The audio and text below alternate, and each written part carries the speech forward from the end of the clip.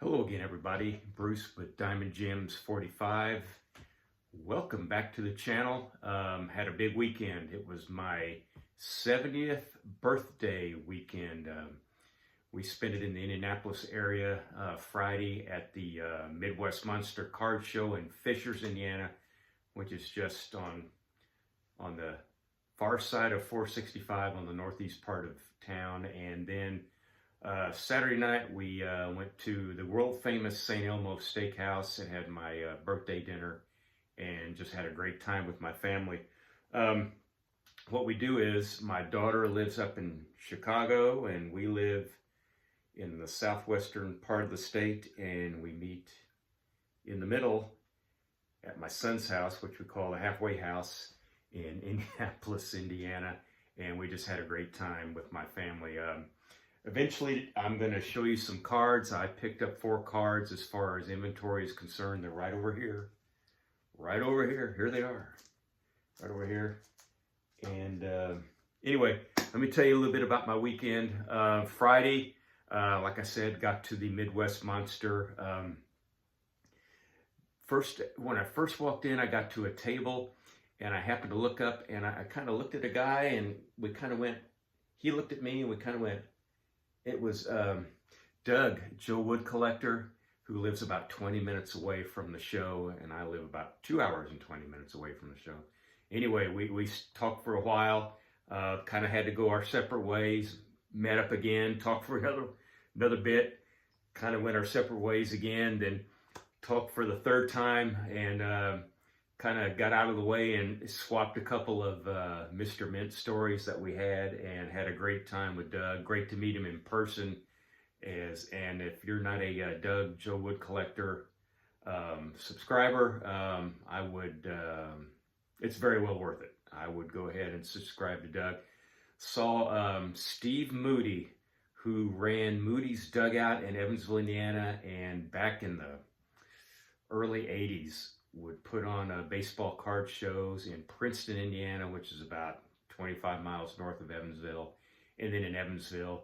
And we talked about how the venues he used for those 2 shows. The one in Princeton was a Holiday Inn Holidome, which succumbs to just the way they're built, humidity, condensation, all this stuff, and they just fall into disrepair. It was relinquished by Holiday Inn. It became another hotel under, kind of like a mom and pop hotel, and not run very well. And anyway, it's about ready to fall down. And the former Ramada Inn in Evansville, Indiana, at Lynch and 41 that he used on Sundays is now an apartment building. So those things changed. Met J.D. Heckathorn, great guy. Went by his table a few times, nearly pulled the trigger on a Willie Mays Heartland statue that he had, but I just didn't do it. You know how, maybe if you're like me, you'll be walking at a show and you'll be looking down, and the only time you look up is to make sure you're not going to run into anybody. And I walk and I look at a guy's table, and he's got the little yellow circle stickers, and the prices are written in Sharpie. And if something's like $1,000 or $2,000 on the nose, it's like $1K, $2K. Well, that looks like Ash's table. I look up, and that's Ash. And first time I've ever seen Ash in person, and shook his hand and said hello, and really like watching show videos, looking at his stuff, stuff that you can drool over. He did have a, you'll see one later, not in a 9, but he did have a 1970 Roberto Clemente in a 9, and man, it was nice. But couldn't pull the trigger on that. Guy,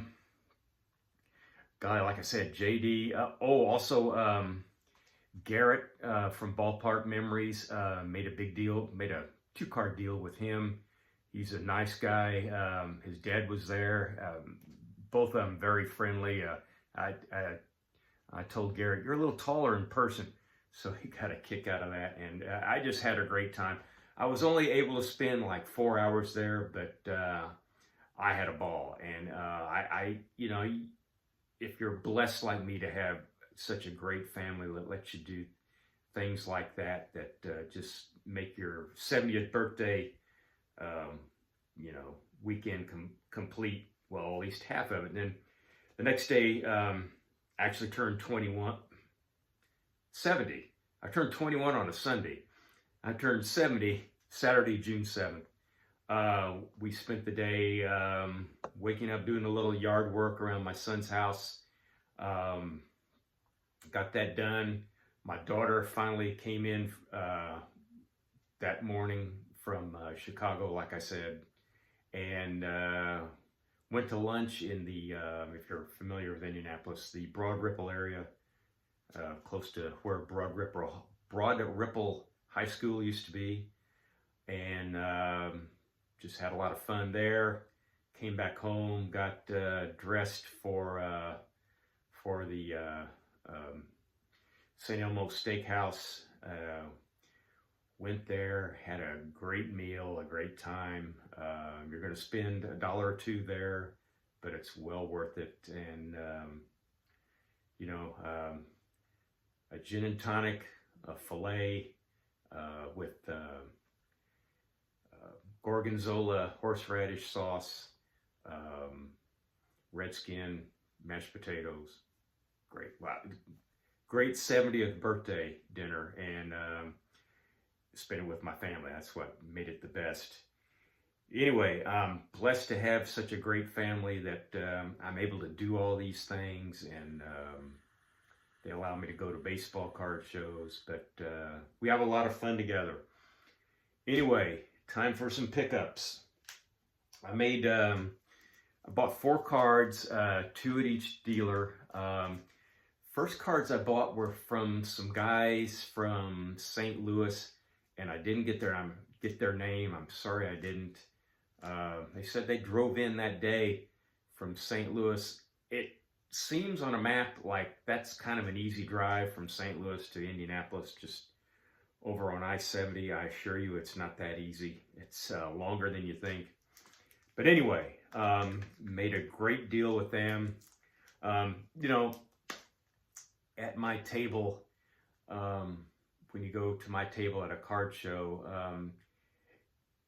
it's basically, it's vintage stuff, but it's post-war stars, or as I like to call them, post-war icons, but they are entry level, as I like to say. Won't cost you an arm and a leg. Here's a, from the guys in St. Louis, I bought a 1969 Roberto Clemente and an SGC7. And then from the same guys, I bought another Roberto Clemente. They were right next to each other. These guys had their stuff in order chronologically. This was right next to the 69. And it's an 8. Like I said, Ash had one and a 9 that was really, really nice. And there's the 8 Roberto Clemente from 1970. Then I went to Garrett's table and took a big look around at his table, and there's so much, you know, where do you begin? Well, bought a couple Cincinnati icons. Golly, both from 1970. Here's the high number Johnny Bench in a 7. Always love this card with the big sombrero in the background. A lot of glare even on a cloudy day. And then the semi-high Pete Rose in a 7.5. People are going to be buying Pete Rose cards for the Hall of Fame registry, if and when he gets in the Hall of Fame. And there's Pete in the 7.5. So there's the pickups. There's pretty much the rundown of what I did over last weekend. And like I said, the Saturday with the family and the restaurant at St. Elmo's, that night was excellent. After a couple years into the league, Peyton Manning, if they had the early afternoon game at home, he would get done with the game. Family and friends would go to a secluded room at St. Elmo's and just spend the rest of the day watching football, having dinner, and just having a good time. I think he did that quite often, and golly, that's you know, they've been there since 1902. Well worth the trip if you're looking for a steak in Indianapolis, and easy to get to. Valet parking, the whole deal is really easy. So I had a great 70th birthday, and golly, made some great inventory pickups, and hope you had a great weekend last weekend, as good as mine. You're blessed, just like I am. Anyway, that's all I have this time, so long for just a while.